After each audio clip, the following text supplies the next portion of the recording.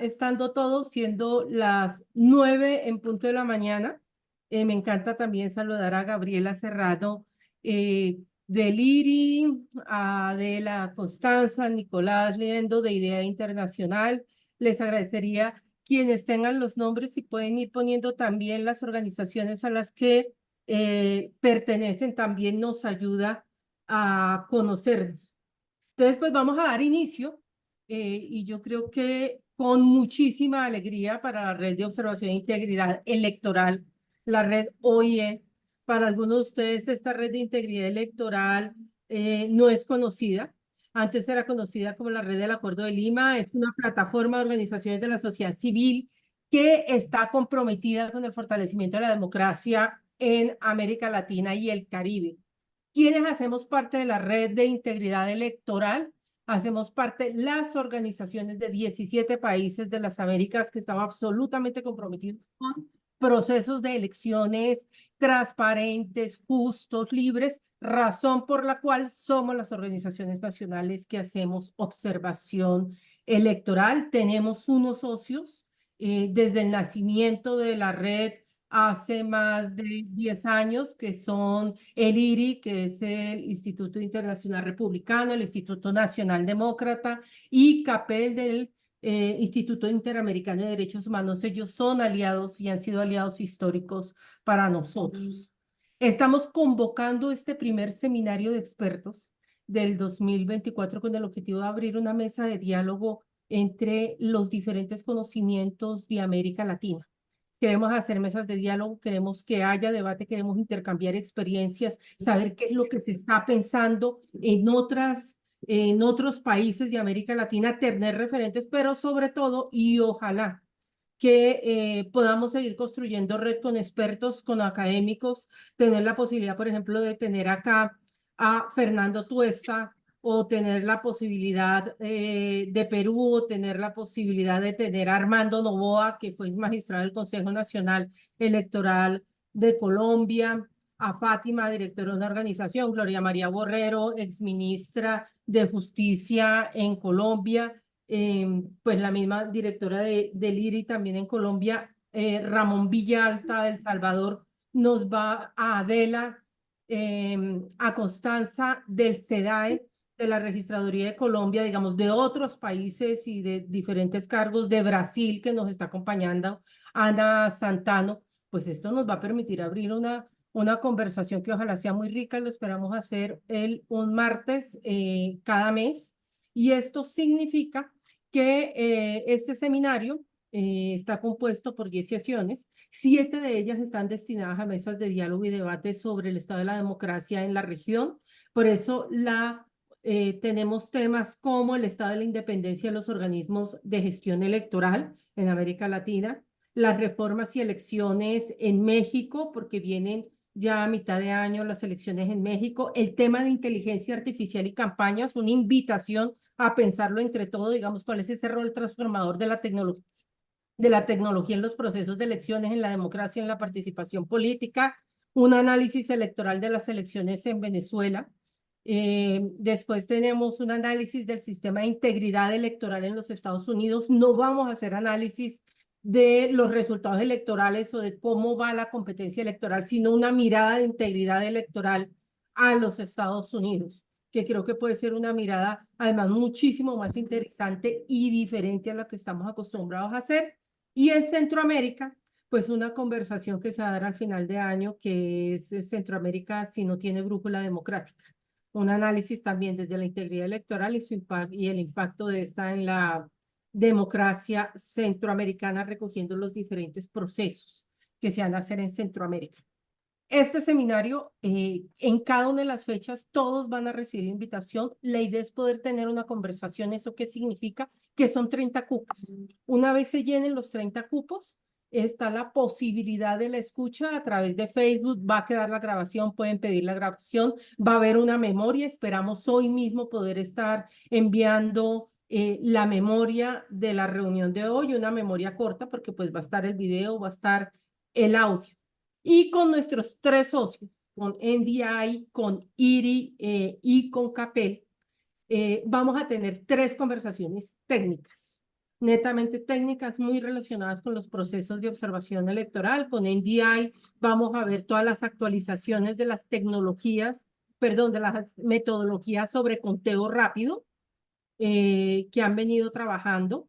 Con CAPEL, toda la observación electoral con perspectiva de género, organizaciones, instituciones que están interesadas en el tema son las llamadas a hacer parte de esa sesión del seminario. Y con IRI vamos a trabajar mecanismos de seguimiento a las diferentes recomendaciones que se hacen por las organizaciones de observación electoral, tanto nacionales como internacionales, que llegan a los diferentes países. Ellos han venido trabajando una metodología de seguimiento. Espero que algunos de ustedes puedan ser, nos acepten la invitación de ser expertos en próximas sesiones de esta larga conversación que empezamos ahorita en el mes de febrero. Para no alargarme, porque queremos ser muy estrictos con el tiempo, terminar en hora y media, pues para mí es un placer además conocer a Laura Gamboa. Laura, me permito informarte que aquí está la persona que nos permitió llegar a ti, que se llama Pamela San Martín. Nos estuvo contando, ella consejera del Instituto Nacional Electoral, ahora está con el board de Meta, pero nos comentó del documento que habías escrito y dijo, pues Laura tiene que estar en esta conversación muy interesante. Entonces, un placer conocerte. Laura Gamboa es profesora de Ciencia Política en la Universidad de Utah, tiene un doctorado en Ciencia Política en la Universidad de Notre Dame y una maestría en Estudios Latinoamericanos de la Universidad de Texas en Austin. Nos está acompañando desde Estados Unidos.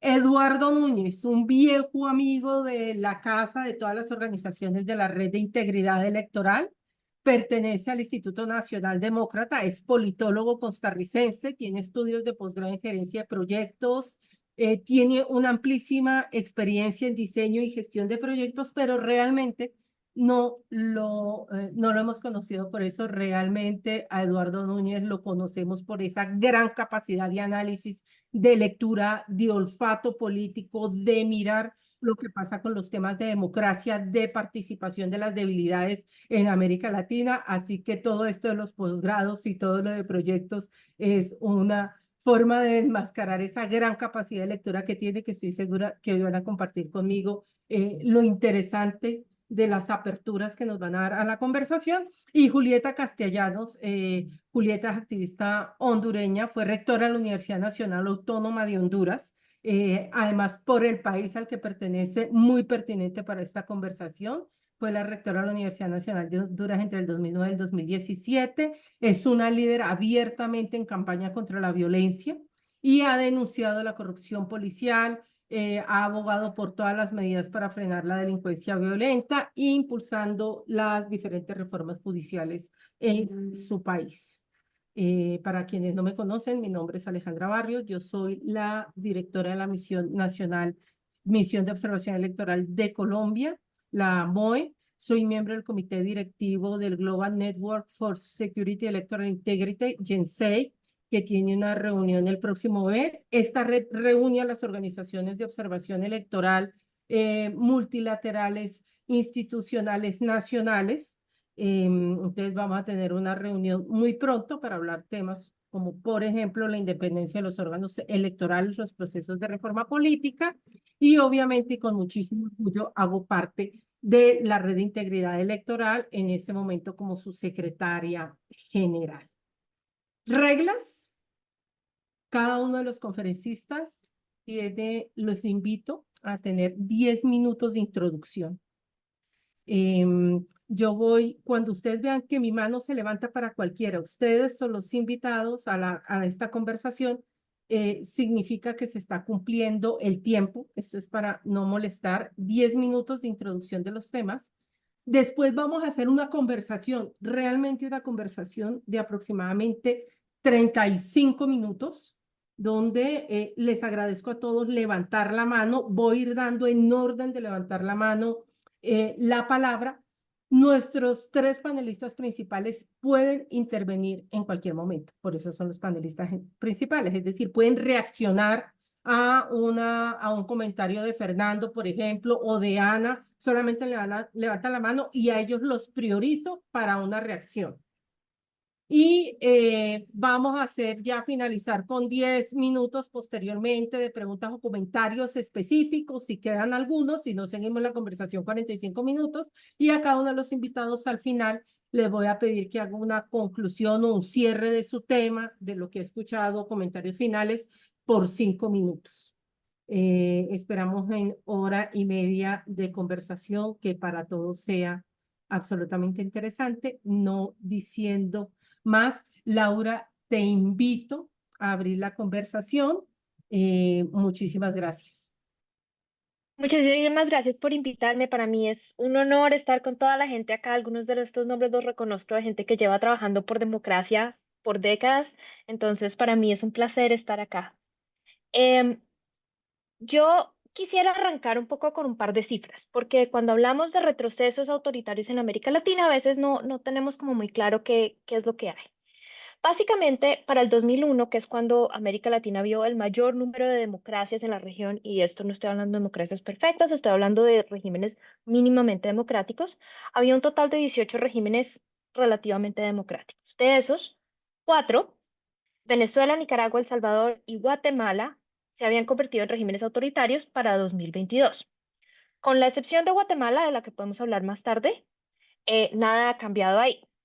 A esos casos de ruptura democrática se pueden sumar otros procesos de degradación. Democracias como la peruana, la mexicana han sufrido importantes em, retrocesos democráticos los últimos 2, 3 años o más. ¿Por qué se ve esta ola contraautoritaria? Entonces, yo creo que hay dos tipos de desafíos que estamos viendo. Uno son desafíos estructurales de gran alcance. Y esos creo yo que son dos. Uno es un problema de gobernanza, ¿no? En particular, como la incapacidad de gobiernos democráticos de derecha o de izquierda de dar a la ciudadanía bienestar y seguridad. No importa qué tanto favorezca a la ciudadanía la democracia, pues de democracia no vive nadie. Y la democracia no evita que me maten. Entonces, en últimas, a veces estas cosas pesan mucho en el apoyo como a regímenes autoritarios, permiten el alza de líderes con aspiraciones hegemónicas, etcétera. Por el otro lado, yo creo, y esto lo pienso sobre todo en casos como el de Guatemala, yo pienso un poquito, algo de esto estamos viendo en Colombia, hay un problema de incorporación, ¿no? Entonces, muchas de las democracias de la región funcionaron relativamente bien eh, para un grupo reducido de personas por un par de décadas. Entonces, eran democracias que, o sea, yo no digo que no fueran regímenes democráticos, pero los beneficios de esas democracias solamente los veían un grupo de personas y ese grupo de personas cambia de país a país. Una vez empieza a expandirse la arena democrática y empezamos a tratar de introducir otros grupos, entonces empezamos a ver tensiones, empezamos a ver gente que reacciona porque esto significa indiscutiblemente una redistribución de esos beneficios que se había visto. Y esto lo vemos no solamente en América Latina, es parte del problema que vemos en los Estados Unidos, por ejemplo. Esos son como los dos problemas grandes. Y luego tenemos como otros problemas más inmediatos, como el ascenso de líderes con aspiraciones hegemónicas, como Andrés Manuel López Obrador. Y yo pienso en estos líderes no necesariamente como líderes que solo quieren el autoritarismo, sino son presidentes con agendas muy radicales que simplemente están dispuestos a pasar por encima de las instituciones democráticas con tal de conseguir sus objetivos. Estos presidentes usualmente vienen de la mano con algo que yo he empezado a ver y a notar con más frecuencia, que se vio mucho en el caso de Venezuela con Hugo Chávez, y es la expansión de un discurso antipolítico que busca objetivos maximalistas que son totalmente opuestos a lo que un sistema democrático da y condena todo tipo de negociación como una derrota de ideales y propuestas. Entonces, básicamente estos líderes ponen estos objetivos maximalistas y es eso o no es nada. Y eso pues eso genera unas tensiones muy importantes. Dentro de las preguntas que había para hoy está un poco por qué es que estamos viendo esto de manera sistemática en toda la región. Y yo creo que esto tiene como tres razones. La primera es Hay una serie de audiencias, yo creo que audiencias nacionales e internacionales han disminuido lo que yo llamo, no lo llamo yo, lo que académicos llaman preferencias normativas por la democracia. Es decir, qué tanto valoramos la democracia, inclusive con respecto a nuestras políticas públicas o ideales políticos, ¿no? Entonces, por ejemplo, vemos ejemplos de estos, como el gobierno de Donald Trump se hizo el de la vista gorda con líderes autoritarios en América Central, a cambio de que sus líderes le dieran lo que él quería en términos de inmigración. Hemos visto también cómo personas adentro de los países eh, están dispuestas a apoyar líderes autoritarios a cambio de que esos líderes autoritarios, o sea, con tal de que esos líderes autoritarios les den una serie de políticas públicas que los favorezcan. Entonces, y yo creo que esto es un poco, o sea, creo que especialmente cuando estamos hablando de audiencias internacionales, o sea, si países claves en la región como Estados Unidos disminuyen su apoyo intrínseco a la democracia, pues lo que vemos en general es sistemático a lo largo de varios países. Creo que también ha habido una serie de aprendizajes, yo no creo que son regionales, creo que son mundiales, de líderes con aspiraciones hegemónicas que aprenden los unos de los otros cómo es que logran avanzar en apropiarse como de instituciones democráticas para lograr avanzar sus agendas políticas.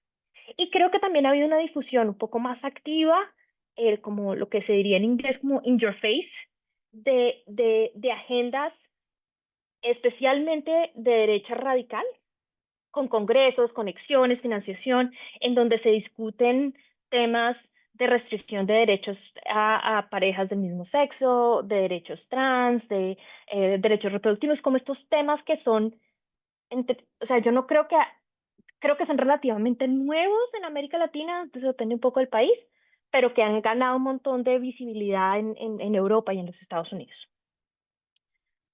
Creo que el problema clave que tienen estos procesos de erosión democrática, por supuesto, es que suceden en términos electorales.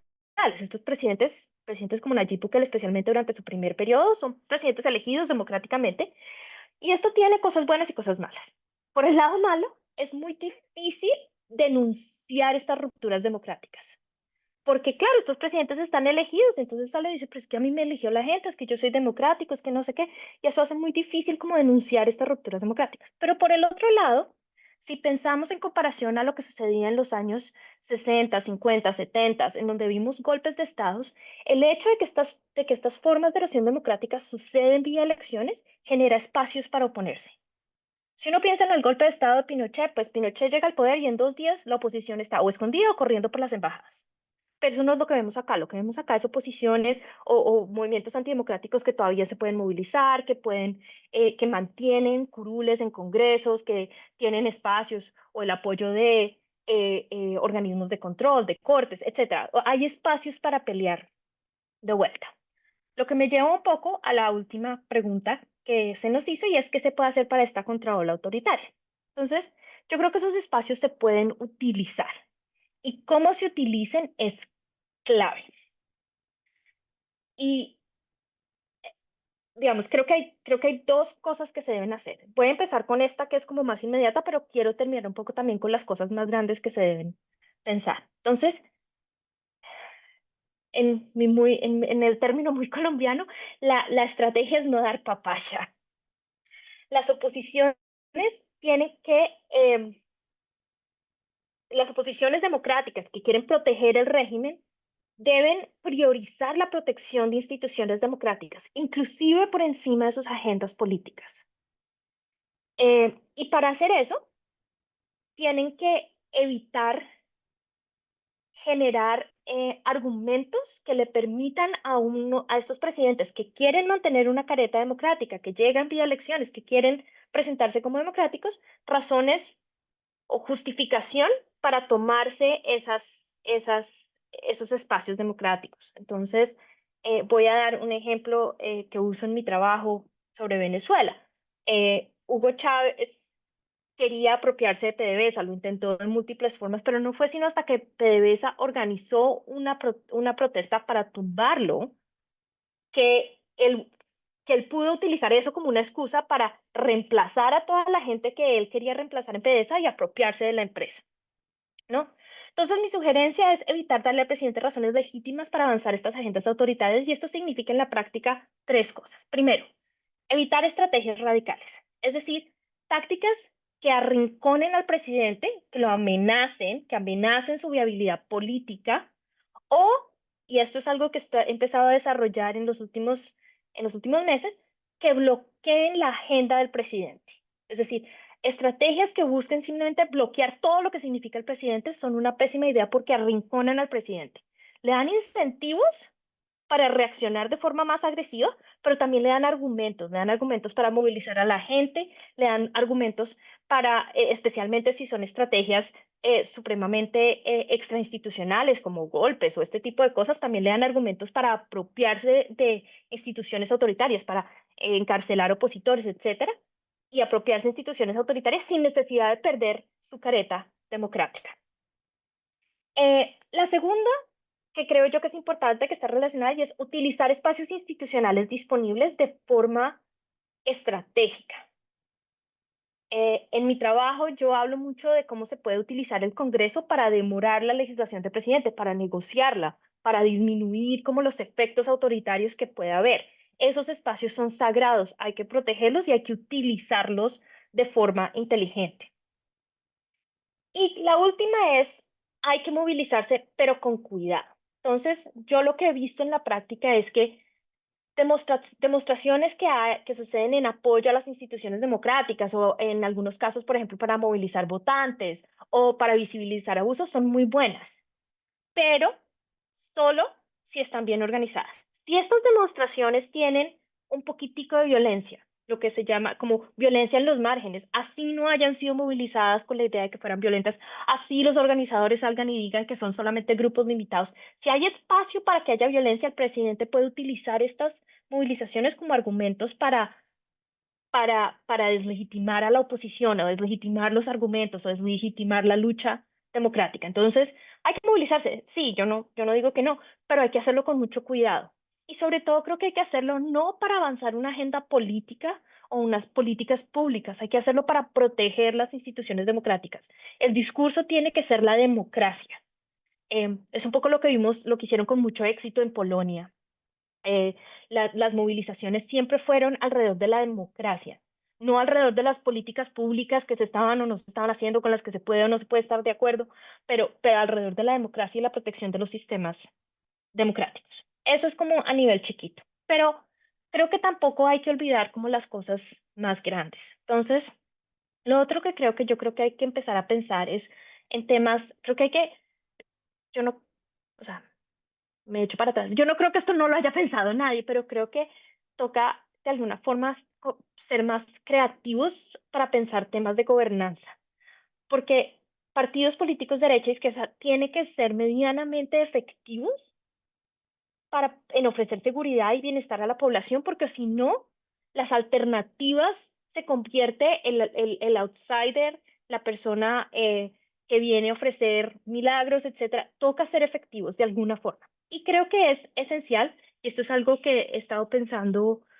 últimamente, yo creo que toca empezar a trabajar en cómo se puede contrarrestar el discurso antipolítico. En particular, esta idea de que todos los políticos son malos, de que ser político profesional es un insulto y que cualquier negociación política es una traición, ¿no? Entonces, ¿cómo se puede contrarrestar este discurso? Tengo un montón de cosas más que decir, pero creo que estoy interesada en que hablen otras personas y luego podemos como profundizar en algunas de estas cosas.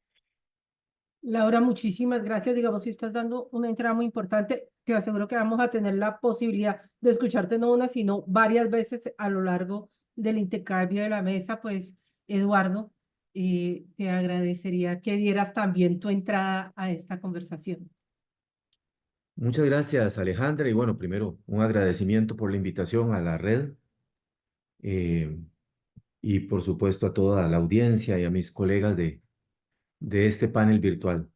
Yo quisiera ir directo, digamos, en primera instancia a la fase diagnóstica, digamos, que creo que es una de las partes, aunque ya Laura pues adelantó también la parte prescriptiva desde su perspectiva. Pero mire, yo creo que tenemos que, si quisiéramos hacer un esquema analítico, organizar los desafíos de la democracia contemporánea, al menos en dos grandes dimensiones, dos tipos de problemas o de desafíos. Unos que yo llamaría de carácter endógeno, que tienen que ver con el funcionamiento de los regímenes democráticos después de 40 años de democracia, y otro, la forma en que esos regímenes dialogan con desafíos contextuales, que son algunos más nuevos, otros más instalados desde hace algunos años en la región, pero que no estamos sabiendo gestionar desde las democracias, con los distintos niveles de desarrollo que tenemos. Dentro de los problemas endógenos, yo diría que hay tres elementos de carácter, o como tres patrones o tres tendencias dominantes y dos elementos más disruptivos o más contextuales a los que tenemos que ponerle atención.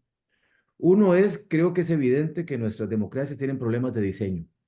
Y eso es una paradoja, porque América Latina es una de las regiones del mundo, si no la región del mundo que más reformas políticas ha hecho. Nos hemos llenado de reformas políticas, hemos hecho una prueba de ensayo y error ampliamente documentada y ampliamente analizada de cómo ajustamos los regímenes de partidos, los sistemas electorales, los modelos de organización electoral. En realidad, tenemos algunas leyes casi que de exportación. Hemos hecho innovaciones normativas y, si se quiere, innovaciones institucionales, pero en términos generales, aunque nos falta profundizar en el balance, me parece que estos esfuerzos de reforma, estos esfuerzos de experimentación a través de reformas normativas, políticas e institucionales, no han resuelto los problemas de fondo que tienen que ver con la calidad o la efectividad de la representación política, con la legitimidad o no de los regímenes democráticos o con su efectividad, digamos, para atender expectativas ciudadanas que se transforman o que van evolucionando a veces más rápido que las capacidades de respuesta de nuestras instituciones democráticas. Un segundo elemento clave o patrón es el tema, digamos, de la efectividad de la institucionalidad democrática para resolver problemas concretos. Eso ya Laura lo tocaba en su exposición introductoria, es un tema que ya lo hemos visto. Creo que todos recordaremos y todas recordaremos el informe sobre la democracia que hace alrededor de 15 años hizo en su momento Naciones Unidas y la OEA, en donde ya se hablaba de que uno de los desafíos era el desafío de que la democracia no estaba siendo efectiva para resolver problemas. Es cuando se introdujo aquella idea de una democracia que produjera resultados. Bueno, seguimos siendo deficitarios en materia de resultados cuando hablamos de la capacidad de las instituciones estatales para entregar bienes y servicios públicos de alcance general a ciudadanías con demandas sociales en expansión y crecientemente diferenciadas. Esto remite al diálogo entre digamos, la democracia y la densidad de nuestros aparatos institucionales del Estado. Y ahí hay un problema también de concepción de la estrategia de democratización latinoamericana. Tenemos que recordar que América Latina no solo hizo una transición política a la democracia, del autoritarismo a la democracia, sino que también simultáneamente hizo una transición de modelo de Estado que no está acabada, pero que generó un cambio en la concepción del Estado y de las funciones políticas del Estado, que afectó también las capacidades de las instituciones estatales para gestionar, para diseñar y gestionar políticas estratégicas y servicios públicos estratégicos. Y un tercer elemento, sin lugar a dudas, también ha sido ya planteado en la exposición previa, es la insuficiente internalización de cultura democrática. En América Latina apostamos por una idea básica, y es que si la gente aprendía rutinas democráticas, pues íbamos a tener ciudadanos democráticos. La lección 40 años después es que aprendimos rutinas democráticas, pero no tenemos ciudadanos necesariamente o ciudadanas necesariamente democráticas. Para decirlo siempre, yo utilizo una expresión coloquial. Creíamos que para los que somos católicos, si íbamos a misa, éramos buenos cristianos. Y no podemos ir a misa todos los domingos y no ser buenos cristianos. O podemos ir al culto y no ser buenos cristianos. ¿Me explico? Bueno, podemos aprender las rutinas democráticas, votar en las elecciones, participar en partidos, hacer observación, lo que ustedes quieran, pero no por eso nos constituimos en ciudadanos democráticos. Y eso explica por qué estamos dispuestos a sacrificar cierto grado de democracia y cierto grado de libertad en función de cierto grado de efectividad, como estamos viendo hoy en algunos países. Estos tres elementos, digamos, de carácter general, conviven con otros dos que me parece que merecen que le metamos un poquito de reflexión. El primero es los problemas de la integridad electoral, y eso va a la médula de los debates de la red. Si algo habíamos aprendido a hacer en América Latina bien, era hacer bien las elecciones. Y resulta que ahora estamos debatiendo que ya no hacemos tan bien como antes las elecciones. Resulta que han vuelto a aparecer los problemas de la autonomía y la efectividad de las autoridades electorales. Hemos vuelto a ver autoridades electorales que tienen que organizar en elecciones en entornos institucionales de amenaza, restricción, en el contexto de determinadas formas de hiperpresidencialismo o concentración del poder. Hemos visto la reaparición de problemas técnicos procedimentales que ya habíamos resuelto, pero ahora resulta que vuelven a aparecer. Problemas con los sistemas de escrutinio y transmisión de resultados como los que acabamos de ver recientemente en el caso salvadoreño. Hemos visto la reaparición de las narrativas del fraude, pero ya incluso como estrategia política anticipada. Hablamos de fraude antes de la elección, un poco bajo la tesis de que hay fraude si yo no gano, ¿verdad? Entonces empezamos a construir, perdón, a erosionar la confianza en las elecciones, la confianza en las autoridades electorales, pero además vemos que estas autoridades electorales y los mismos partidos han perdido consistencia en términos de su capacidad. Los primeros para administrar o impartir justicia y los segundos para competir de manera efectiva en contiendas electorales de carácter democrático. Y el otro elemento clave que me parece que es una alerta a la que tenemos que ponerle foco es que, mire, yo no sé cómo lo ven ustedes, pero yo no veo transiciones de sistemas de partidos políticos exitosas en América Latina. Tenemos un auténtico proceso de desinstitucionalización de los sistemas de partidos en una parte muy importante de nuestros países.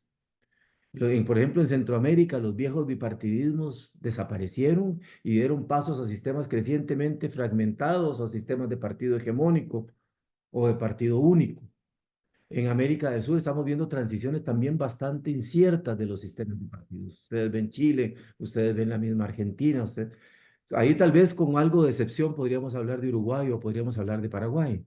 O si nos vamos para el norte, lo que podríamos ver en la República Dominicana. Pero si ustedes se dan cuenta, tenemos un problema de funcionamiento de los sistemas de partidos, un problema de desestructuración de los sistemas de partidos. Y ahí creo que es otro elemento al que tenemos que meterle cabeza, porque también América Latina ha sido prolífera en enfoques y estrategias de reforma partidaria que evidentemente no están funcionando. Y ahí doy el paso, digamos, eso es lo que yo llamo la dimensión endógena de los regímenes democráticos, o sea, los problemas de diseño y funcionamiento de nuestras democracias. Esas democracias, con sus distintos grados de imperfección, con sus distintos grados de fatiga, con sus distintas formas de mal funcionamiento y con sus esfuerzos de reforma, o con si se quiere, sus rasgos de resiliencia, enfrentan algunos desafíos contextuales que las están impactando de una manera notable. Y voy a solo citarlos rápidamente para no extenderme en mi tiempo de exposición. El primero, sin lugar a dudas, el desafío que representa la criminalidad organizada nacional y transnacional. Eso es un desafío que no es nuevo, ya tiene 30 años de presencia, dependiendo del país que veamos en América Latina, pero es un problema que tiene una creciente incidencia. ¿Por qué? Por múltiples factores. Porque tiene una notable capacidad de penetración, captura o cooptación de los sistemas de partidos, de los sistemas electorales o de las instituciones públicas. Segundo, porque tiene una creciente capacidad de control territorial. Y tercero, porque además están demostrando una notable capacidad de transformación, de mutación, pero además de construcción de formas de legitimidad social que representan una amenaza notable para la democracia y para los estados democráticos. Muy cerca de esto, el segundo elemento es la corrupción. Pero no la corrupción como la entendíamos antes. Estamos hablando de estructuras o redes político-económicas de corrupción altamente complejas y que tienen crecientes alcances transnacionales y que además muestran crecientes vínculos o formas de sinergia o integración con redes de crimen organizado transnacional también, y que también muestran los mismos patrones y las mismas capacidades de cooptación de áreas funcionales del Estado y, ¿por qué no?, de ciertos territorios. Tenemos fenómenos como la irrupción de la polarización en sus nuevas expresiones, polarización afectiva, ¿verdad? Pero básicamente son el uso de la polarización como estrategia política inducida que adelgaza los centros políticos plurales que permitían el reconocimiento de pensamientos distintos en su carácter de adversarios para traer al ámbito de la política la lógica de la guerra. Es decir, ya no hay adversarios políticos con los cuales hay diferencias, pero puedo dialogar, sino hay enemigos políticos con los que no dialogo, sino a los que cancelo, excluyo o elimino. Cuarto, muy cercano a esto, el fenómeno de la desinformación, sobre lo cual podremos profundizar, pero que me parece que es absolutamente central. Y un elemento que está ahí latente es cómo gestionamos desde la democracia el enojo social. Tenemos una epidemia, vivimos la era del enojo social y no solo en América Latina, sino a nivel mucho más amplio, a nivel global. Y ese enojo puede ser simbólico, como lo vemos en el mundo de las redes o de la comunicación, pero también puede expresarse en términos de movilización social y protesta. Y cómo gestionamos esa ira social es fundamental para poder entender también cómo construimos algo a lo que Laura ya se refería, cómo construimos condiciones de gobernanza efectiva para democracias en contextos de capacidades disminuidas. Este sería mi planteamiento inicial y bueno, como digo, abierto a luego poder empezar a meterle un poquito más de cabeza a cómo atendemos este tipo de desafíos. Pues Eduardo, muchísimas gracias. Bueno, ya finalizamos esta ronda de inicio de la conversación con Julieta. Entonces, pues Julieta, quedamos atentos a tu intervención. Bueno, gracias por la invitación y saludos a los colegas con quienes compartimos este panel. Es una bonita oportunidad para compartir y reflexionar colectivamente. Desde el año 2009 estamos haciendo observación electoral. Digo estamos haciendo porque lo hacíamos de forma colectiva desde la universidad con el Instituto Universitario Democracia, Paz y Seguridad, y nos hemos mantenido en este ejercicio en los diferentes procesos electorales, tanto en los procesos internos de las elecciones primarias como las elecciones, digamos, generales. Eso nos ha dado la oportunidad de ir sistematizando y tener una mirada retrospectiva y reflexionando sobre lo que hemos visto en estos procesos. Cuando se retorna a los procesos electorales, básicamente nosotros en Honduras el tema era que gobernaran civiles y fueran los militares del poder. Era ir a elecciones. Obviamente la ley electoral, la Constitución de la República, la ley electoral fundamentalmente fue hecha por los mismos partidos políticos, con una sociedad civil débil, básicamente basada en lo que eran los gremios empresariales, los gremios sindicales y obreros. En tanto, los partidos políticos se convirtieron en jueces y parte del proceso electoral. Ellos administran el proceso electoral, todavía lo hacen, dirigen los órganos electorales y participan en las elecciones. Ellos no son invitados al proceso. Ellos organizan el proceso electoral, rectoran las instituciones, dirigen, administran y gestionan el proceso electoral. Se dieron reformas, como les planteaba en ese primer momento, era sacar a los militares y que hubiesen elecciones para que gobernaran civiles.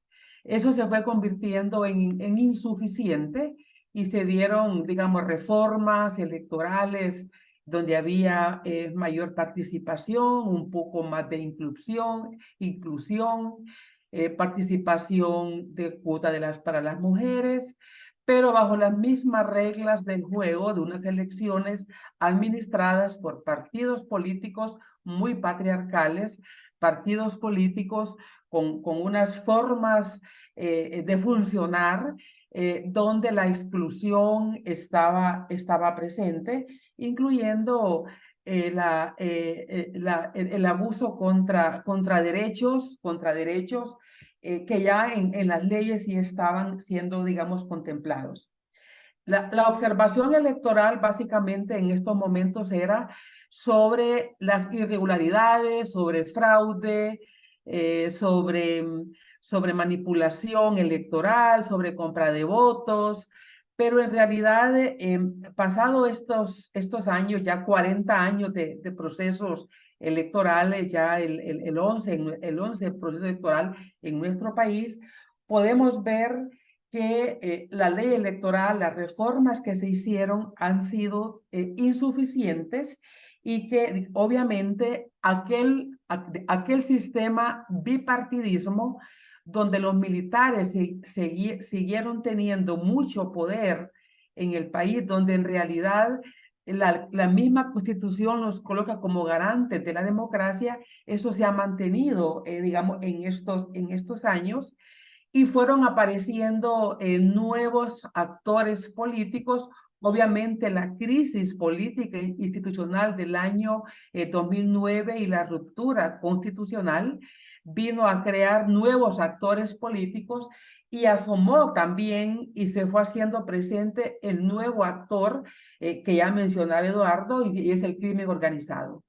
Si bien es cierto, desde los gobiernos locales originalmente, desde diputados, pues hoy estamos en otras condiciones donde ya la penetración a los partidos políticos, a las estructuras superiores de los partidos y a los congresos nacionales, eso es una amenaza real. Nosotros comenzamos a ver este problema desde la perspectiva territorial, cuando constatamos en el año 2017, en ese proceso electoral, que habían ciudades donde las maras, las pandillas, digamos, tenían controles territoriales y donde los partidos políticos inclusive pedían permiso para hacer campaña, pero además tenían el control de los territorios.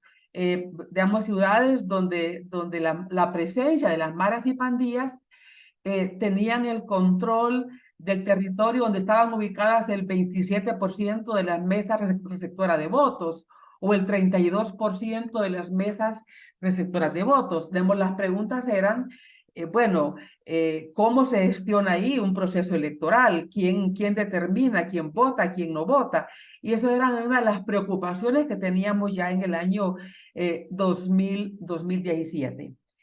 Creo que uno de los temas que estamos reflexionando es que no había terminado de irse el pasado autoritario, no había terminado de irse esa gestión autoritaria del poder y se está instalando otros autoritarismos. ¿Qué es lo que vemos? ¿Qué es lo que vemos en este proceso de los nuevos autoritarismos? Primero, unos ejecutivos que quieren controlar el Estado en su conjunto, porque cuando teníamos el bipartidismo tradicional, teníamos aquella percepción de un Estado mucho más integrado, aunque siempre excluyente, obviamente. Pero hoy tenemos unos ejecutivos donde el partido que gobierna quiere tener el control de todas las instituciones y casi es una identidad entre Estado y partido político que gobierna. Por otro lado, también vemos que las Fuerzas Armadas siguen siendo un actor clave y la policía un actor importante, pero Fuerzas Armadas cooptado o en proceso de cooptación por parte de los partidos políticos y de los ejecutivos. Y lo hemos visto inclusive en países donde las Fuerzas Armadas no tenían un rol político tan evidente. Pero en el caso de nuestros países, ese rol de las Fuerzas Armadas también, no solamente en los procesos electorales, sino que siguen siendo parte del bloque de poder importante, junto con el crimen organizado, pues que en otra dimensión también se constituyó como parte del bloque de poder, ya no solamente los partidos políticos, los empresarios, sino que otros nuevos sectores. También esa inconformidad de los electores, donde lo que observamos es que los partidos políticos pierden su elector, lo que llamamos voto duro, y prácticamente el ciudadano, los partidos disminuyen su militancia y los ciudadanos no tienen una formación aparentemente de cultura política o de paradigma político, sino que son electores que se mueven a otros partidos y cambian de partido de una forma bastante clara. En el caso nuestro, dos partidos históricos, precisamente hoy el Partido Nacional está cumpliendo 122 años en uno de sus momentos más oscuros y más dramáticos con un expresidente y otro expresidente mencionado, pero no es el único partido. En el juicio de Nueva York hoy se están mencionando por lo menos a los tres últimos presidentes, y de los tres partidos hay personas extraditadas o que se han entregado. Entonces sí tenemos una cooptación y una penetración del crimen que obviamente debilita. Pero no solamente ese tema, es el debilitamiento institucional en su conjunto. Entonces, el retroceso autoritario con una variante. Cuando el autoritarismo era militar, teníamos a los partidos políticos y a la sociedad civil que luchaba contra el autoritarismo y planteaba el retorno a la democracia. Hoy, con el autoritarismo de un partido o de los partidos políticos, tenemos una cooptación de los militares para esta causa, pero también de organismos de sociedad civil que son parte de estos gobiernos y que militan en partidos autoritarios. Entonces ya las voces que demandan democracia y que demandan reformas son menos voces, y son voces que son atacadas desde los gobiernos, desde los partidos políticos que antes estaban en contra del autoritarismo. Así que me parece que los riesgos autoritarios en este momento tienen más voces que los apoyan que las voces que estamos planteando, que se respete la institucionalidad y que se fortalezca el Estado de Derecho, porque en el pasado, en la década del 70 y los años 80, las voces contra el autoritarismo eran de muchos sectores. Hoy, muchas de las voces del pasado están a favor de regímenes autoritarios, son parte de estos gobiernos, y es más, atacan a otros sectores, ya sea, digamos, académicos, organismos de sociedad civil, o la misma cooperación internacional que también es perseguida por estos sectores autoritarios. Muchas gracias. De verdad, muchísimas gracias. Y pues ya doy inicio. Por favor, vayan levantando la mano en estricto sentido de levantar la mano. Yo sí quisiera recoger como mientras se van animando a participar, porque me interesa muchísimo poder escuchar. Constanza, no sé si levantaste así la mano. Sí, perfecto. Entonces ya te voy a dar la palabra. Es que Gloria María Borrero también. Yo no sé, Fernando, pero yo no aguanto también la tentación de preguntarte porque el tema de Perú es muy interesante. Hablamos de Nicaragua, hablamos de Honduras, hablamos de El Salvador, hablamos de Venezuela, pero también hay unos regímenes democráticos con unos tránsitos muy especiales, por no decirlo de otra manera. Estamos hablando de lo que ha pasado en Brasil. Solamente este fin de semana vale ver la pena que fue lo que pasó en Brasil. No voy a tocar Estados Unidos porque Estados Unidos va a tener una sesión especial.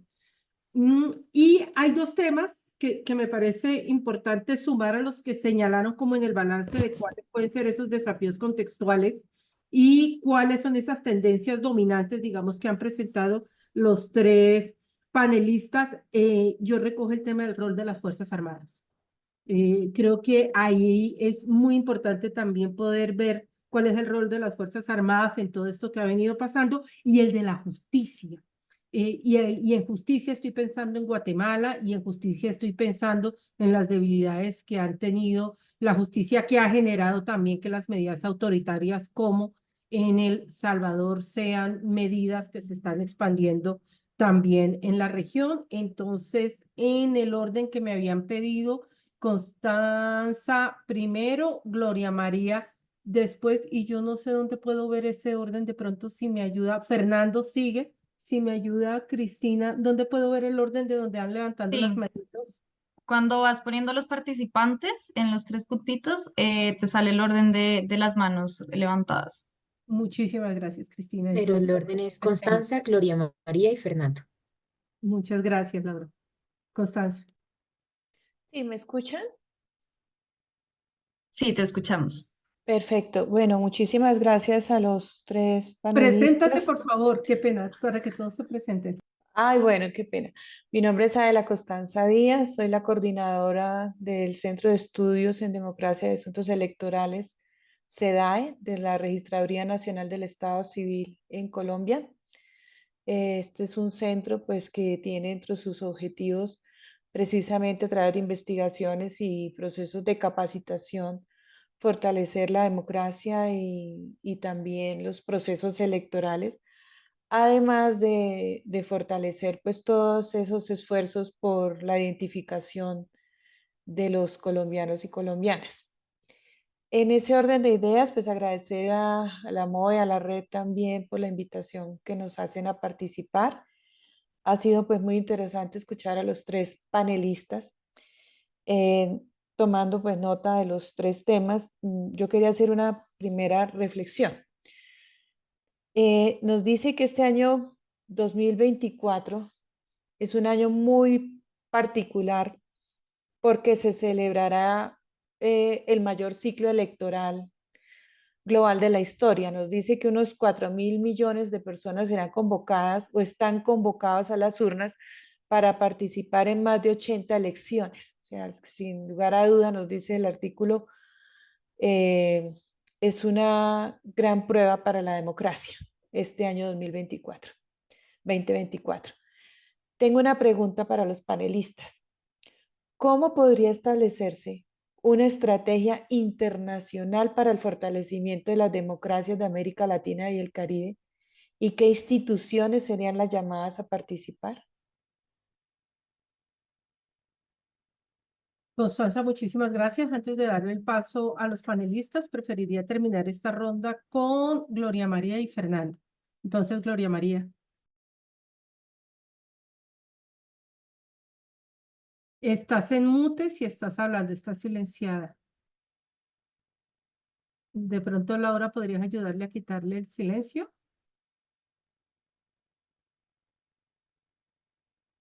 Gloria María. Bueno, mientras lo logramos, Fernando. Gracias. Gracias. Buenos días a todos ustedes y agradecido por la invitación. Bien. Bueno, Sí, pero es que no puedo ponerme.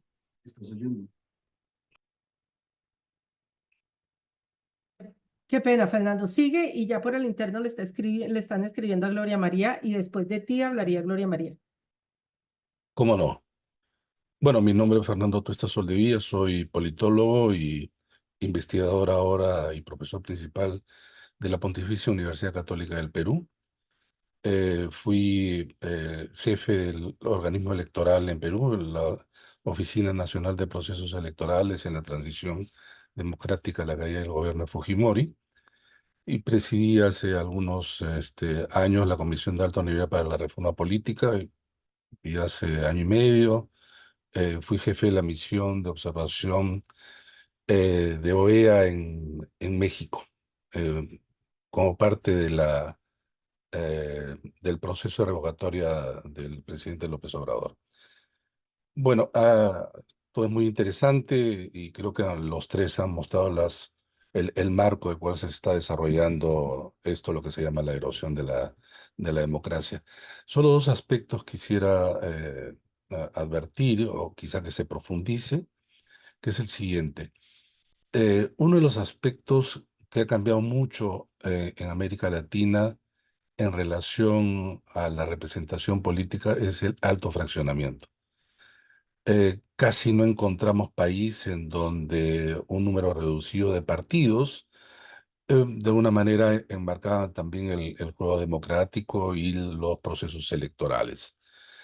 Eh, a tal punto que casi no encontramos esos formatos bipartidistas que podíamos ver en algunos países o de pluralismos moderados, sino un alto fraccionamiento. Esto hace difícil dos aspectos. Uno, el propio funcionamiento del Parlamento y las relaciones con los respectivos gobiernos. Eh, Esto en el marco de una polarización generalizada está llevando a niveles de inestabilidad también política grande. No me quiero extender porque se van a ver otras sesiones, solamente señalar que en mi país hemos tenido 7 presidentes en casi 7 años. Y debido no a un golpe de Estado, ninguna insurrección, sino a sucesiones presidenciales que nunca antes se había visto, ciertamente en el marco también del conflicto de los poderes. Y es curioso porque ustedes han señalado en algunas de las intervenciones, y esto también es así, el deseo generalmente de los ejecutivos de avasallar las instituciones. En el caso Perón es estrictamente al revés. Es el deseo de una coalición de derecha e izquierda en Perú que avasalla las instituciones. El día de ayer se ha aprobado la destitución de los miembros de la Junta Nacional de Justicia, que es el órgano encargado del nombramiento de los jueces y fiscales a nivel nacional.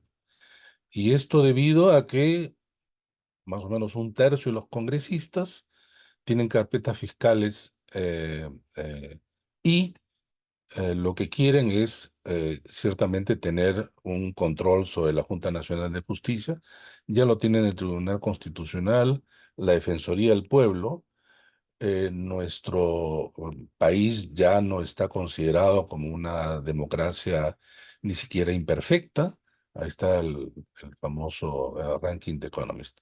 Pero bueno, no quiero extenderme, simplemente señalar que efectivamente hay aspectos comunes, pero también particularidades que no creo que no se no se vean en algunos países de la región y que forman parte de estos problemas de los cuales estamos discutiendo. Mi país fue también la cuna de los outsiders, para empezar, Fujimori, como también de los cambios de partidos que se ha visto también en otros países como Guatemala, en fin. Bueno, solamente quiero dejar esto quizá de complemento para las intervenciones que han sido sumamente interesantes. Gracias. Fernando, muchísimas gracias. Le doy la palabra a Gloria María.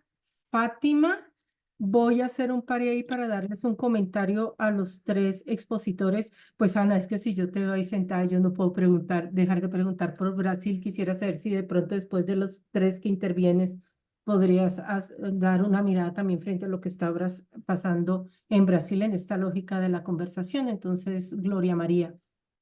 Bueno, muchas gracias por esta invitación y muy buenas las intervenciones anteriores. Yo soy Gloria María Borrero, soy fundadora de la Fundación Estado de Derecho, fui exministra de Justicia y exdirectora de la Corporación Excelencia en la Justicia. Solamente quisiera agregar algunos elementos para complementar el diagnóstico. Yo creo que las instituciones democráticas han sido cooptadas por diferentes tipos de corrupción y ciertos autócratas, oyendo hace poco una intervención de Bukele, él dice que él defiende las instituciones por su objetivo y por lo que son, pero que realmente tiene que cambiar toda la gente que hay en esas instituciones porque son corruptas.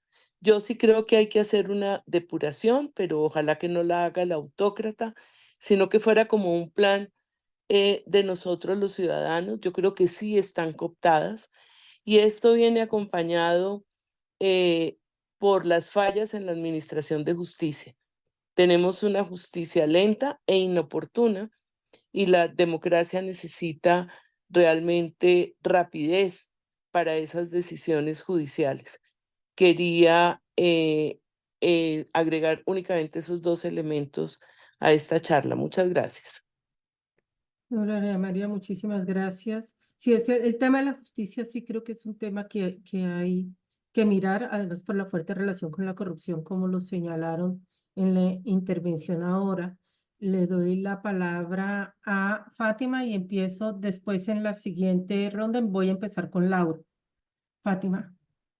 Buenos días, Fátima Lorenzo de Participación Ciudadana de República Dominicana. Excelente las exposiciones, creo que todos estamos de acuerdo con los diferentes aspectos que se han planteado. En nuestro caso, desde una mirada de una isla del Caribe, dos preocupaciones que desde nuestra experiencia que acabamos de pasar de unas elecciones municipales, donde se ha estado cuestionando la legitimidad de esto, porque resulta que el partido ganador es el partido de la abstención. Entonces se ha generado como toda una discusión con relación a la legitimidad, cuando al final de cuentas hemos visto qué es lo que está ocurriendo en la mayoría de los países, que no más de un 40, 35, a lo mejor hasta un 50 de la ciudadanía es la que va a votar cuando son elecciones municipales. Pero la preocupación y que quiero hacer énfasis con relación a lo expuesto por los compañeros es el tema del rol y la crisis de los partidos políticos.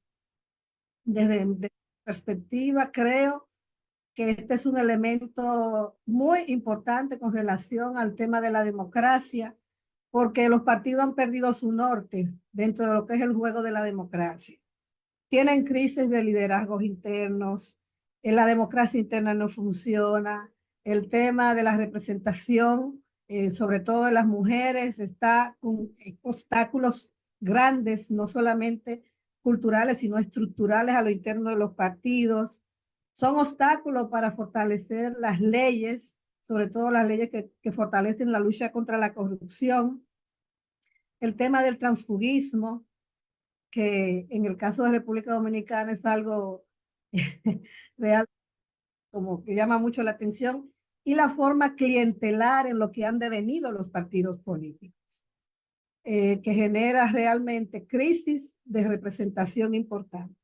Y el tema de la corrupción y de el lavado de activos, que en el caso de República Dominicana, por ejemplo, tenemos congresistas representativos tanto del tema de la corrupción y del lavado de activos. Tenemos 8 congresistas ahora mismo que están en procesos judiciales por el tema de lavado de activos relacionados con el tema de droga y de corrupción.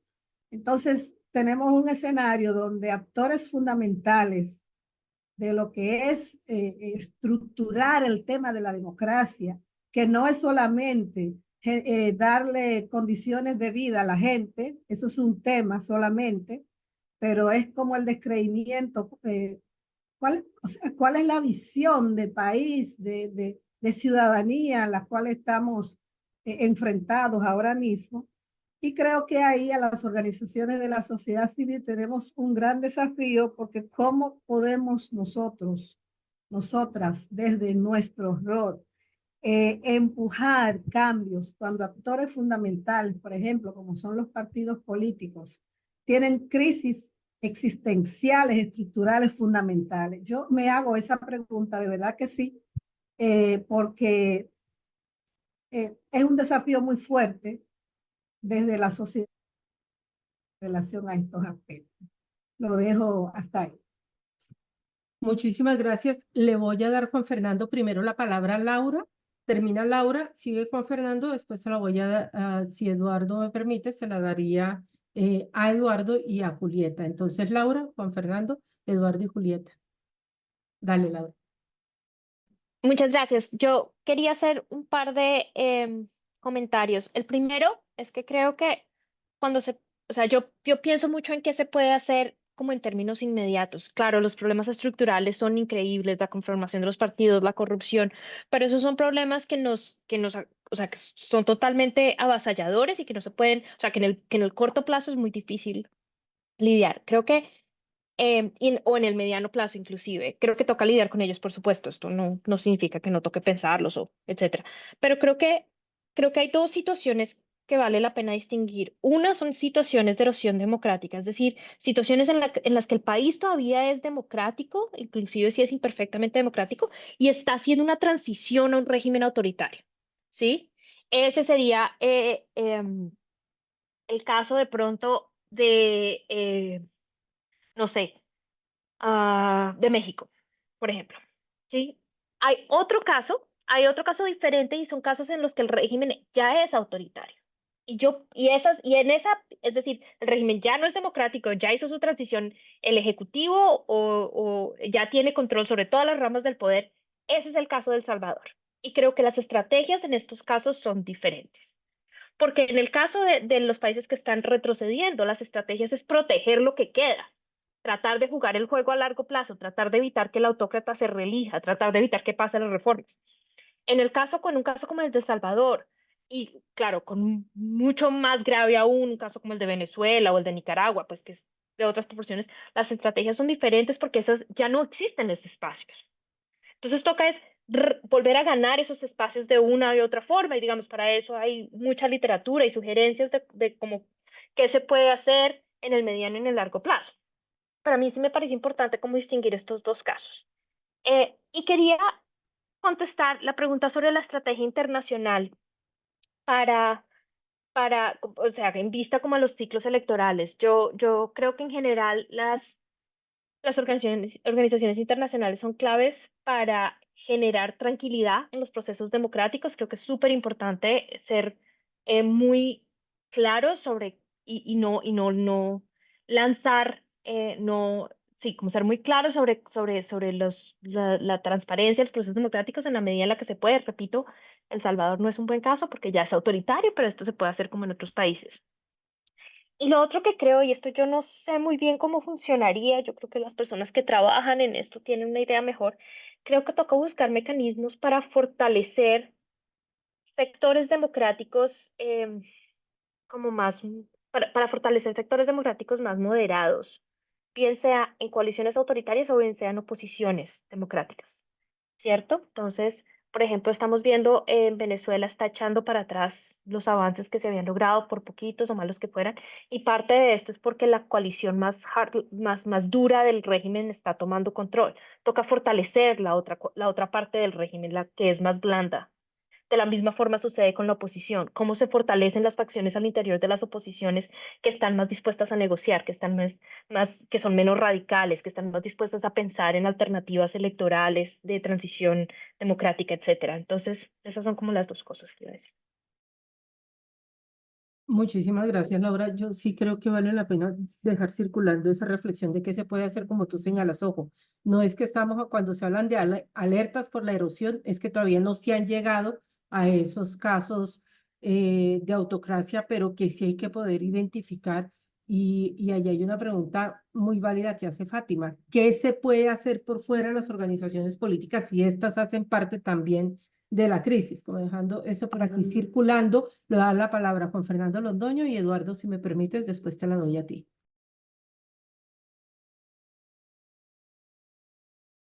Hola, muy buenos días a todos. Un gusto saludarlos. Hago mi intervención en calidad académica de estudiante de doctorado en la Católica del Perú para no mezclar roles sobre mi trabajo en un organismo internacional. No, digamos, todo ha estado muy bueno, fascinante. Creo que son demasiadas ideas. Yo solamente quisiera resaltar dos cosas que creo que son tendencias, porque cuando Laura mencionaba el tema de qué hacer, creo que hay que identificar qué hacer frente a qué, en qué espacios de oportunidad es posible, digamos, actuar. Entonces, una tendencia que yo veo en la región es, digamos, la crisis del hiperpresidencialismo. Como aquí estamos en un club de amigos, creo que casi todos nos criamos con la idea del hiperpresidencialismo latinoamericano. Y yo creo que esa es una especie en vía en extinción. O sea, ya no hay, yo no veo hiperpresidencialismo, excepto en los casos, como mencionaba Laura, donde ya hay un deterioro democrático irreversible, una erosión hacia otro tipo de sistema. Es decir, claramente en El Salvador, pues sí hay un hiperpresidencialismo, pero básicamente porque no hay controles. Entonces, creo que esa crisis del hiperpresidencialismo tiene que ver con dos cosas. Uno, lo que mencionó Fernando, toda esta, digamos, la emergencia de los legislativos. Durante muchos años se criticó que los legislativos eran básicamente como apéndices del Ejecutivo, pero hoy en día todos los presidentes tienen unos grandes problemas para negociar con los legislativos. Boric en Chile, Milei en Argentina, Lula en Brasil, Arce en Bolivia, Petro en Colombia. El único que ha logrado armar una coalición es Noboa en Ecuador. Vamos a ver cómo le funciona y qué tanto. Y en Perú lo que es una abdicación del Ejecutivo. Es decir, quien ejerce el poder es el legislativo. Entonces, ahí hay una tendencia que yo creo que se origina también en el tema de la crisis de los partidos, pero me parece que en términos de gobernabilidad ese es un elemento súper importante. Y el segundo elemento que quisiera resaltar es el tema de que la barrera de contención real de todo esto es el Estado de Derecho, es la independencia judicial. Allí donde las cortes ejercen cierta independencia judicial, la democracia resiste. Cuando las cortes se entregan al Ejecutivo o cuando el Ejecutivo las captura o cuando el legislativo las doblega, como está a punto de suceder en Perú, el Estado de Derecho ya no es una barrera de contención frente al poder. Y entonces ahí el proceso de erosión democrática se vuelve irreversible porque simple y llanamente aquello de los checks and balance desaparece. Yo creo que dejaría esas dos reflexiones para agregar a las muy buenas y cualitativamente valiosas intervenciones que han hecho todos acá en esta mañana. Muchas gracias. Juan Fernando, gracias. Doctor Núñez, por favor.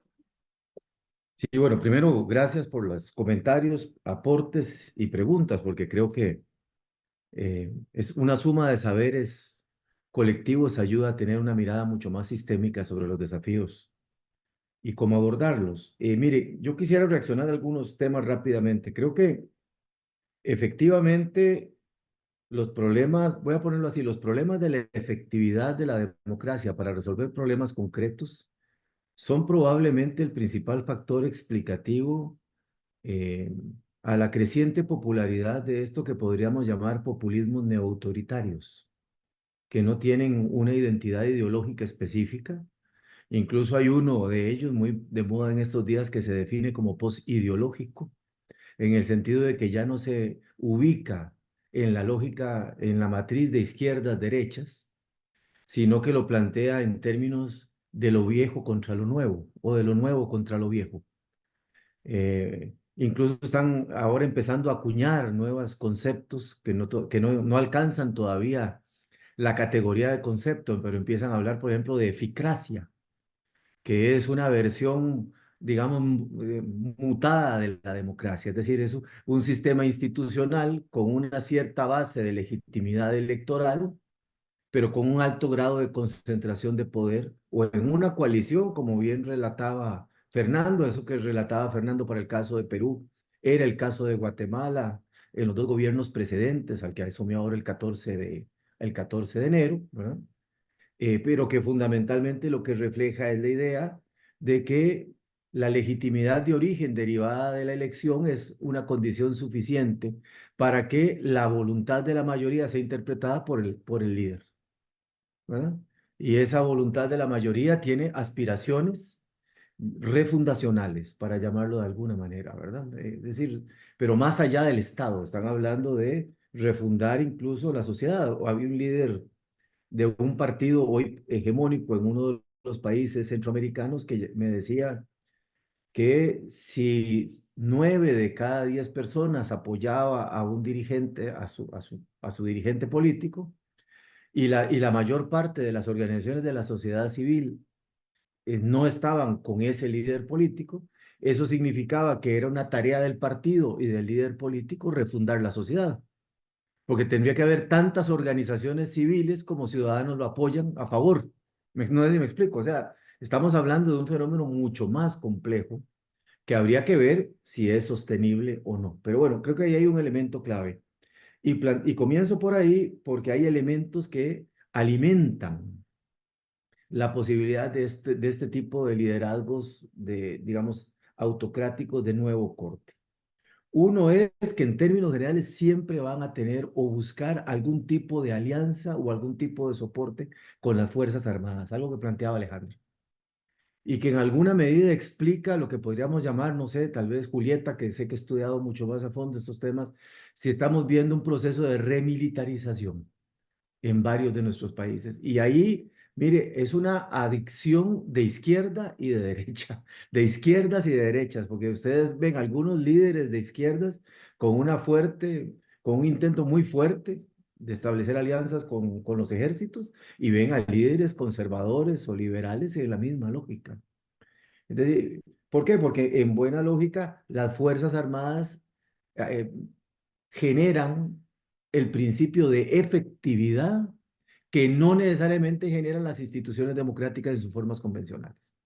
¿Qué es lo que ha hecho López Obrador en México? Sino entregarle, por ejemplo, a las Fuerzas Armadas desde la construcción de megaproyectos, pasando por, bueno, antes de López Obrador ya le han dado la lucha contra el narcotráfico, en el caso de Calderón, cuando involucra a la Marina, ¿me explico? ¿Qué es lo que estamos viendo en el caso del presidente Bukele? Las Fuerzas Armadas se descargaron desde la distribución de las vacunas, para citar un ejemplo, hasta la distribución de paquetes de ayuda alimenticia. Y si vamos viendo, encontramos entonces que uno de los pilares es la idea, digamos, de el uso orgánico de las Fuerzas Armadas como una herramienta política, pero también como una herramienta de gobierno. Ojo, una herramienta política, pero también una herramienta de gobierno. El otro elemento clave que aparece es el que ya han planteado varios de ustedes, que tienen, bueno, Fátima, por ejemplo, Fernando, que hablaban de lo que yo también repasé muy rápido, el problema o el desafío de qué hacemos con los partidos. Mire, y quiero detenerme 2 minutos en esto. En América Latina hemos pasado por todas las generaciones de reforma partidaria que ustedes se puedan imaginar.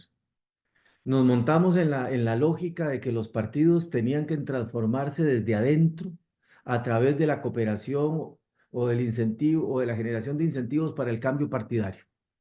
Y establecimos líneas de cooperación bilateral para que los partidos se transformaran, las relaciones entre partidos afines, la integración a las internacionales políticas, la intervención de las fundaciones de países europeos, particularmente alemanas en América Latina, cumplió un papel muy importante y muy temprano, incluso desde el inicio del ciclo democrático.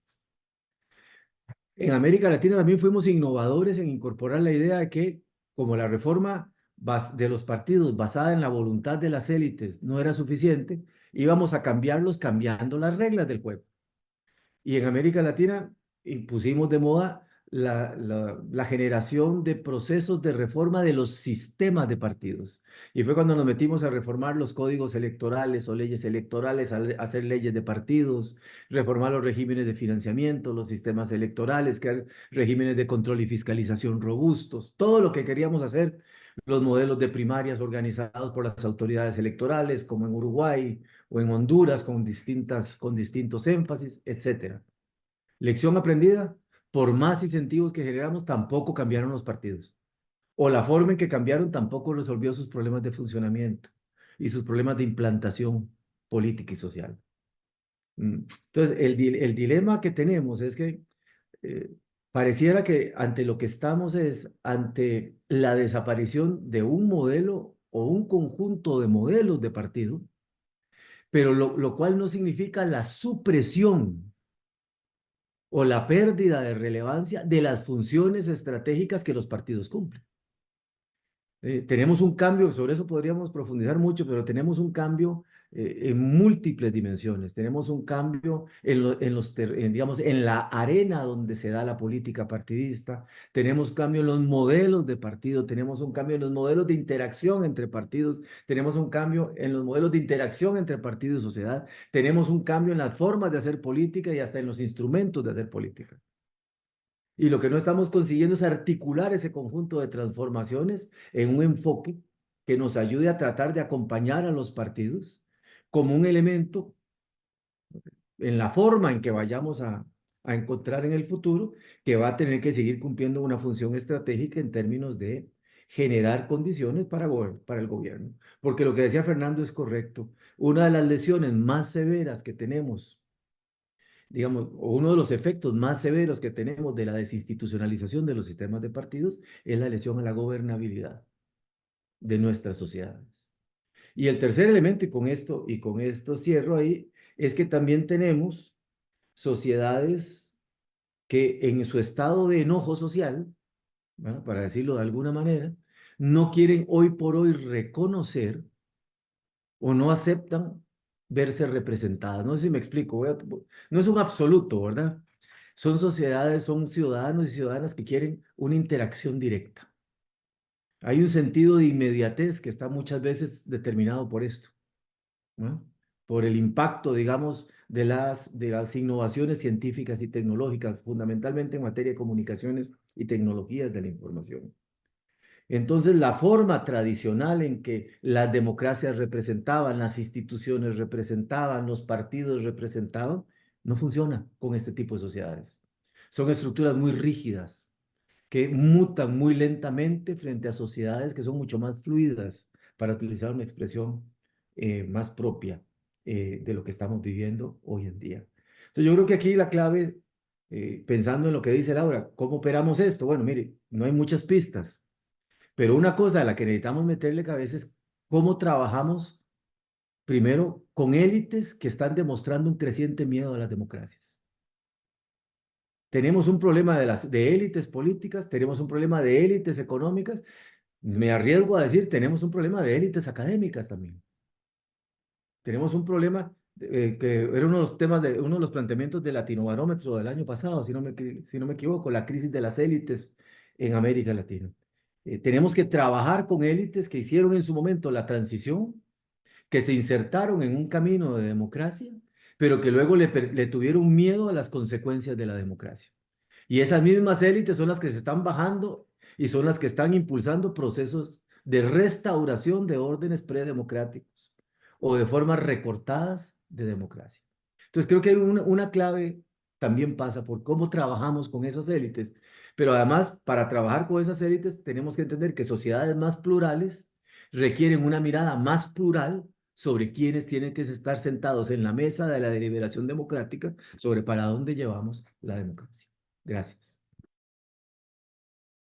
Uy, Eduardo, muchísimas gracias. Antes de darle a Julieta la palabra, Julieta, con tu permiso, yo le voy a pedir a Laura, hay un comentario que hicieron como la conversación se está escuchando en Facebook, nos hicieron un comentario, entonces te agradecería lo transmitieras. Le doy la palabra después a Camilo y creo que con la intervención, si no hay algún otro comentario de Julieta, le daríamos ya finalización a la sesión para cumplir la hora y media acordada. Laura. Sí, Alejandra, buenos días. Pues este comentario nos lo comparte en Facebook Katia Gorostiaga. Ella es magistra de Flaxo y quiere hacer un comentario sobre la situación de Paraguay, que no se ha comentado en esta reunión, entonces piensa que es importante hacerlo. Nos dice Katia: aunque es poco y nada lo que se sabe de Paraguay, ya desde el inicio del gobierno de Santiago Peña se pueden ver hechos tendientes al copamiento del gobierno por parte del movimiento Honor Colorado del Partido Colorado. En efecto, el año pasado, violando la Constitución, destituyeron a uno de los integrantes del Consejo de la Magistratura para sustituirlo por una persona afín a dicho movimiento. Situación similar pasó en la última semana, dado que una senadora perdió la investidura sin respeto del debido proceso y del derecho a la defensa. Esta ex senadora, además, fue la cuarta más votada en las últimas elecciones.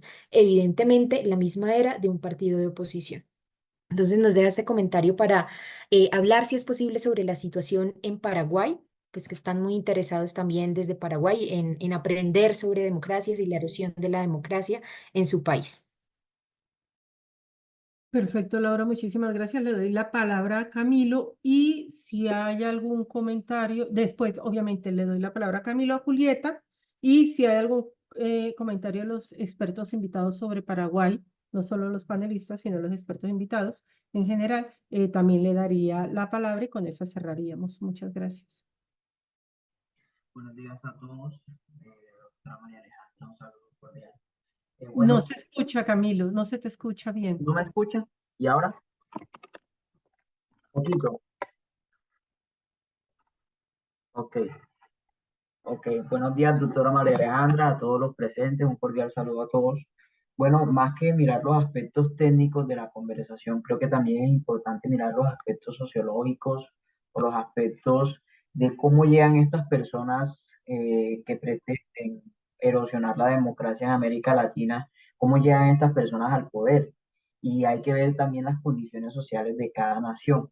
Entonces, analizando en primera parte cómo llegan esas personas, toca ver qué proponen, toca ver la condición social. Ellos prometen cambiar la realidad social de muchas naciones, de muchos países, y se prometen como las soluciones de, de las necesidades que tiene la población en general. Incluso con esas propuestas sacan a votar a más de una persona que en su vida había ejercido el derecho al sufragio. Entonces, habiendo cumplido esa fase, también intentan hoy en día potencializar o usar la cultura de una nación para sacar provecho de su campaña política y así poder llegar al poder. Estando en el poder toca también analizar para que no se empiece a erosionar más la democracia, qué costo de gobernabilidad tiene la agenda de ese presidente o la agenda de ese ejecutivo, ¿ya?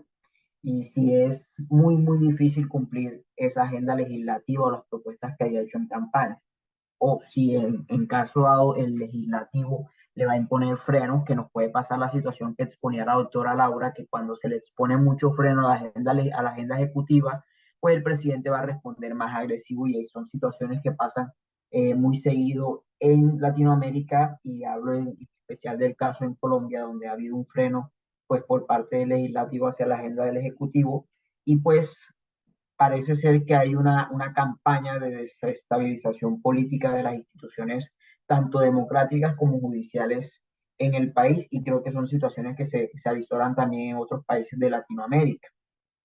Entonces, empiezan con una fuerte desestabilización de las instituciones democráticas, que a mi modo de ver es apoyada por esa idea que siembran en la población general y también por el uso y la politización de los gremios, politización que se está viendo también en las instituciones tanto administrativas como judiciales. Entonces, en esencia, eso podría llevar a un camino de autoritarismo, a un camino de erosión democrática, que en principio una dictadura es en esencia, son 4 años de buen gobierno y el resto son años de mucha opresión o años de mucho control absoluto y de una forma de gobernar muy, muy arbitraria. Entonces, ese es el análisis que quiero hacer sobre cómo las condiciones que usan esas personas para llegar al poder y cómo pretenden también o qué estrategias están usando para poder erosionar la democracia y usar, en final de cuentas, las elecciones como un fin legitimador de sus gobiernos. Ramiro, muchísimas gracias por tu intervención. No sé si Ana, antes de darle el cierre a Julieta, desea hacer algún comentario o pasamos ya al cierre con Julieta de la conversación de hoy. Dale, Ana, y ya después cerramos con Julieta. Hola a todas y a todos. Es un placer estar en esta sesión. Pues la verdad es un gusto escuchar a tantas personas que he estudiado, que admiro y que aprendo todas las oportunidades que tengo la posibilidad de acompañarles.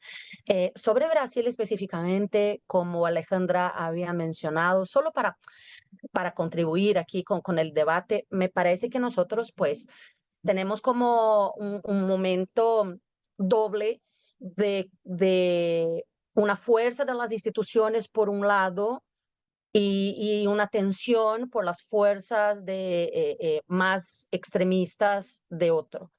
En este sentido, me parece que las instituciones están haciendo su tarea de casa, o sea, están investigando el intento de golpe que hubo el 8 de enero, el pasado 8 de enero. Sin embargo, hay un problema. Y aquí me parece que es una semilla muy complicada que va a comprometer quizás un futuro no muy lejano, en el sentido de que se politizó el intento de golpe. Es como si para la extrema derecha eso no pasó, esto fue un intento de la izquierda de deslegitimar la derecha, de que el expresidente Bolsonaro no participó de nada, de que eso no pasó nada, de que la Suprema Corte Constitucional está armando eso porque odia a Bolsonaro y por ahí va. Y por otro lado, en la izquierda no me parece que hubo la madurez suficiente como para efectivamente marcar la fecha como una fecha histórica e importante de la defensa de la democracia brasileña. Igual porque nosotros hemos celebrado el 8 de enero de este año como un año después de un episodio muy triste de nuestra historia política reciente. Sin embargo, el partido del gobierno trató mucho más de atacar a la derecha de que efectivamente defender los preceptos democráticos, que a mí me parece que sería algo más acertado.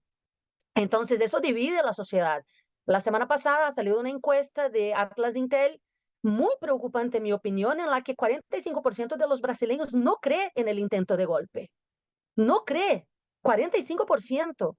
Estamos hablando de casi la mitad de los brasileños. Y bueno, sobra decir que Atlas Intel tiene algunas encuestas bastante creíbles por el continente. Aquí no voy a defender su metodología ni nada. Sin embargo, me parece que es un indicio, es una señal muy preocupante de cómo la erosión democrática está todavía muy viva en la sociedad. Y las elecciones de 2024 simplemente van a reflejar toda esta división y esta polarización tóxica que nosotros vivimos aquí. Por otro lado, sí que vivimos una formal o por lo menos aparente tranquilidad política, lo que no me consta en definitiva porque justamente hubo movimientos de algunas instituciones que están atacando la sociedad civil. Esto está pasando, por ejemplo, con el último informe de Transparencia Internacional en el que se demostró que los índices de Brasil en la lucha contra la corrupción, bueno, hemos hecho mal la tarea, hemos caído algunas posiciones y todo el discurso sobre la Lava Jato, etcétera, pues volvió como si la lucha contra la corrupción fuera traducida como la lucha contra la izquierda y no se trata de eso. Ahora la lucha contra la corrupción se ha convertido en un tabú porque todos los pasos que hemos dado hacia adelante estamos regresando. Entonces, me parece que es un momento muy, muy complicado. La sociedad civil está muy alerta en este sentido porque están atacando al mensajero, no están atacando el mensaje y nos va a cobrar un precio. Bueno, no sé si pude resumir tantas cosas que están pasando por aquí. Sin embargo, yo quedo a vuestra disposición para cualquier duda o cualquier cuestión. Muchísimas gracias. Pues muchísimas gracias. La verdad, sí creo que estás poniendo unos temas en los que cuando yo volteo a ver ahora las temáticas que vamos a conversar, como que se nos quedan por fuera, que es el tema también de la financiación de las campañas políticas, digamos, de manera específica, el tema de la corrupción, financiación de las campañas políticas. Pues yo no sé si posiblemente, y dependiendo cómo nos vayan estas conversaciones, en algún momento lo podríamos incluir. Yo invito a Julieta que cierre la conversación. Paraguay nos queda nos queda ahí. Pido disculpas a la persona que nos habló de Flaxo de Paraguay incluimos su tema, pero creo que no hay mayores comentarios sobre el tema de Paraguay. Espero que los tengamos con algún paraguayo, paraguaya experta invitada en la próxima conversación. Julieta, muchas gracias. Bueno, gracias por los comentarios, por las preguntas, las reflexiones. A todos nos enriquecen estas conversaciones. Yo quiero plantear que este proceso de más de 40 años de retorno a procesos electorales y en algunos casos a consolidar democracias, no había terminado de consolidarse. Hay un pasado en la región que no había terminado de irse, ese pasado autoritario, ese pasado arbitrario del poder, ese pasado de corrupción, el pasado de impunidad. Y ese fue parte prácticamente de los consensos de gobernabilidad. En pocos países realmente la violación de derechos humanos, la corrupción, fue investigada y fue castigada. Por lo tanto, esas estructuras de poder se mantuvieron en todo este tiempo y obviamente las Fuerzas Armadas son parte de ese pasado que siempre estuvieron presentes y que hoy prácticamente se están, digamos, redituando y adaptando a estas nuevas coyunturas. Ese futuro de la democracia que esperábamos, los que vivimos los años 70, el entusiasmo con la democracia, con el retorno a la democracia, no terminamos de ver una institucionalidad democrática, unos partidos democráticamente dirigidos, unos partidos incluyentes. Ha habido un ciclo que se comienza a cerrar sin que el futuro realmente haya llegado, y es eso lo que hoy estamos viendo en retroceso, por lo que ya se planteaba, esas élites que le tuvieron miedo a la democracia, esas élites que aún inclusive nuevas élites, desde la izquierda algunas, también están instaurando regímenes autoritarios, unos ya consolidados como dictaduras que va a ser muy difícil su reversión democrática. Creo que en ese tema hay algo que tiene que ver la efectividad, pero hay también autoritarismos que supuestamente sobre la efectividad se están consolidando, como es el tema de El Salvador. Aparentemente la efectividad en el manejo de la pandemia, la efectividad en combatir el crimen, es lo que ha hecho que Bukele se reelija en las condiciones y prácticamente haya terminado con 2 partidos políticos en El Salvador. Esa efectividad que López Obrador vio en los militares para construir, esa misma efectividad en Honduras. Para el caso, en Honduras, las Fuerzas Armadas siguen siendo las de mayor credibilidad en el país. Ha perdido credibilidad, pero han perdido más credibilidad los partidos políticos, ha perdido más credibilidad la Corte Suprema de Justicia, más credibilidad el Poder Judicial, el Congreso, etc. Yo creo que en la pregunta de qué hacer colectivamente, yo creo que debemos de pasar de la observación electoral, del proceso electoral, a la observación de la democracia. Es identificar aquellos temas del pasado que nunca se fueron, que nada más estaban allí, tal vez debilitados, menos visibles, y que hoy son un riesgo de retrocesos autoritarios, porque ese retroceso los tenemos en las derechas y también en los gobiernos que llegan al poder con las banderas de izquierda.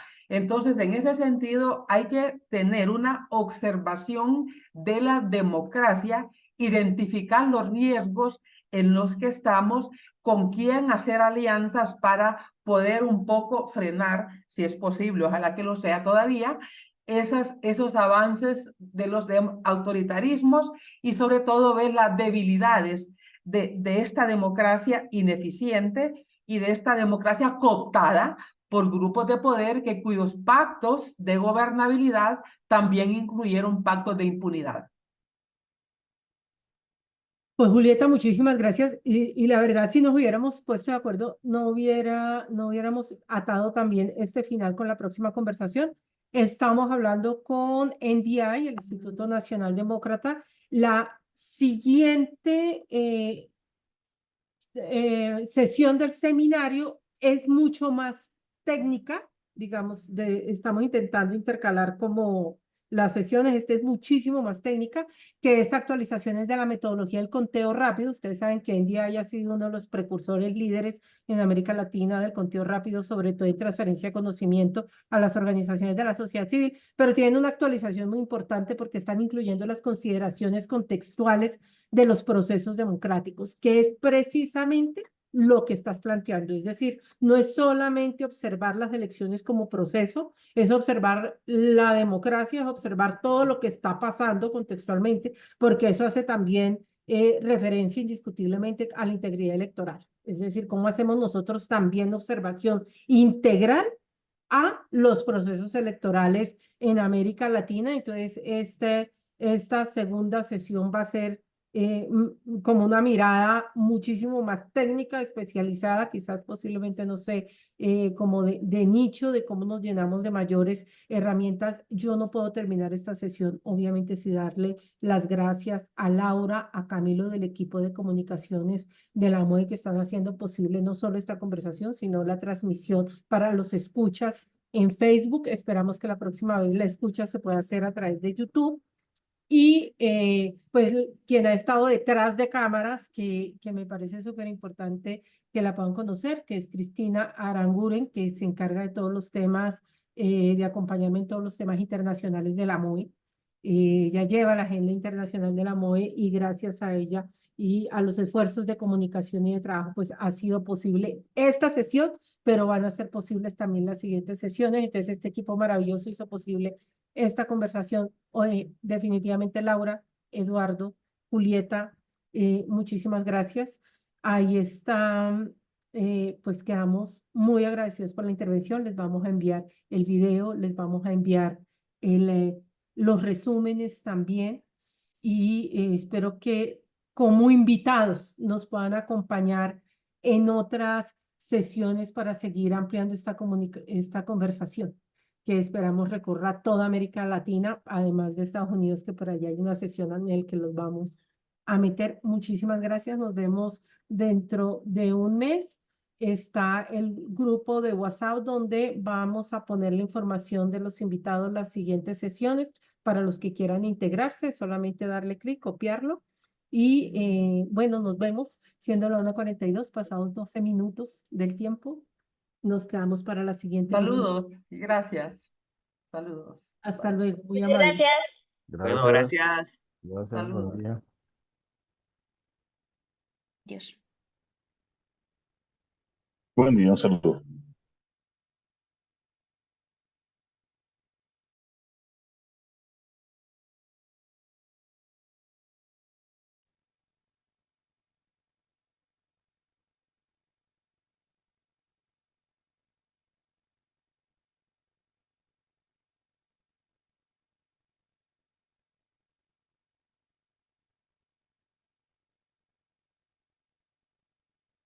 Creo que me puedes ayudar, Laura, parando la